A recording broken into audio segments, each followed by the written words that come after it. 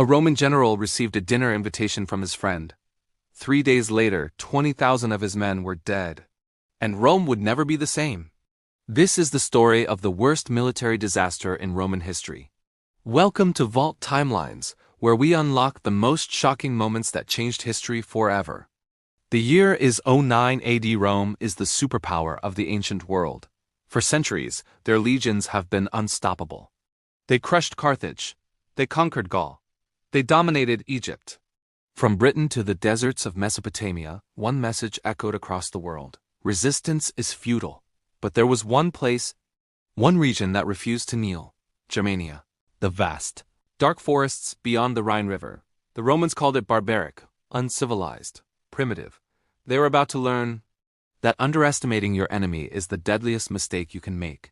And the man who would teach them this lesson? He was sitting at their own table.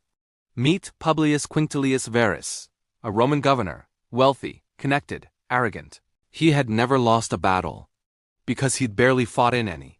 Varus was a politician, not a warrior. But in 07 AD, Emperor Augustus gave him command of 3 entire legions in Germania. Legions 17, 18, and 19, nearly 20,000 of Rome's finest soldiers. Their mission? Pacify the Germanic tribes. Make them Roman. Varus approached this like a bureaucrat. He imposed Roman taxes, Roman laws, Roman punishments. He treated the Germanic tribes like conquered people. There was just one problem. They weren't conquered, not really. And they were watching, waiting. But Varus didn't see the danger, because the most dangerous man in Germania was his most trusted advisor. His name was Arminius. To the Romans, he was a success story. A Germanic prince who had been taken to Rome as a boy. Educated, trained in Roman military tactics. Given Roman citizenship. He even commanded auxiliary troops for Rome. Varus trusted him completely. But Arminius never forgot who he really was, a German. And he had a plan. For months, Arminius played his role perfectly. He advised Varus, dined with him, laughed with him. And all the while he was secretly meeting with Germanic tribal leaders. The Carusi, the Marsi, the Chatti, the Bructeri. Tribes that hated each other, now united by one man's vision. One plan. Destroy 3 Roman legions. Show Rome that Germania would never be conquered. In September of 09 AD, Arminius told Varus there was a small rebellion in a distant village. Nothing serious.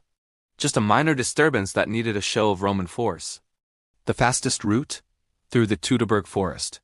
Varus trusted him. He gave the order. 3 legions, 20,000 men, marched into the forest. Some of Varus' officers warned him. It's a trap, they said. Don't trust Arminius. Varus ignored them. That was his fatal mistake. The Roman column stretched for miles. Soldiers, supply wagons, families. They moved slowly through the dense forest.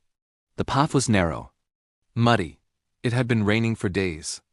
Arminius rode at the front with Varus. Then, quietly, he excused himself. Said he needed to scout ahead with his auxiliary troops. He never came back. The attack came from everywhere at once. Thousands of Germanic warriors poured out of the forest. They knew this terrain, every tree, every hill, every trap. The Romans?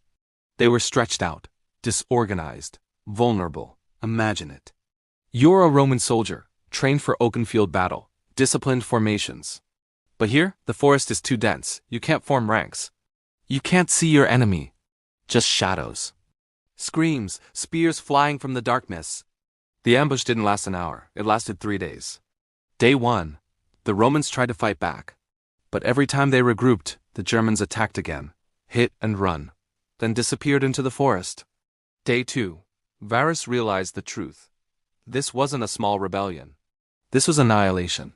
He tried to retreat. But there was nowhere to go. The forest had become a killing ground. Day 3, Roman soldiers, exhausted, wounded, starving, made their last stand on a small hill. They fought with everything they had. It wasn't enough. The 3 eagle standards, the sacred symbols of Rome's legions, were captured. In Roman culture, losing your eagle was the ultimate disgrace. 20,000 men, gone. Varus himself? When he realized all was lost, he fell on his own sword. But even in death, he wasn't safe. The Germanic warriors found his body. They cut off his head and nailed it to a tree as a message to Rome. Germania would never bow. When news reached Rome, Emperor Augustus was devastated. According to historians, he wandered his palace for days, banging his head against the walls, screaming, Quintili vir, legiones retha! Varus, give me back my legions! But those legions were never coming back. And neither was Rome's dream of conquering Germania. The disaster at Teutoburg Forest changed everything. Rome, the unstoppable empire, stopped. The Rhine River became Rome's permanent border. They never seriously attempted to conquer Germania again. Think about that. One battle, one betrayal, one fatal mistake of trust permanently altered the expansion of the greatest empire in history. But here's what most people don't realize. This defeat didn't just stop Rome's expansion. It planted the seeds of Rome's eventual destruction. 400 years later, when Rome finally fell, who invaded? Germanic tribes. The descendants of the warriors who defeated Varus. They had learned something that day in Teutoburg Forest. Rome could bleed. Rome could die. In the 1980s, archaeologists finally discovered the battlefield. They found thousands of artifacts. Roman coins, weapons, bones, even pieces of the eagle standards. The site confirmed everything ancient historians had written. This wasn't a legend. It was real, so what was Rome's fatal mistake? It wasn't marching into the forest. It wasn't underestimating the Germanic tribes. It was arrogance, the belief that Rome was invincible, that no one would dare challenge them, that a civilized Roman could never be outsmarted by a barbarian. Arminius, because he could unimagine that someone who wore Roman armor could still have a Germanic heart. He paid for that mistake with 20,000 lives and Rome's future. One decision, one friendship, one dinner invitation changed everything. History is full of moments like this, single decisions that changed the world forever. That's what we uncover here at Vault Timelines. Or was Rome's arrogance always going to be its downfall? Let me know in the comments. And if you want to discover more moments that changed history, you know what to do. Next time, we're unlocking the day an assassin changed the course of World War I with a sandwich.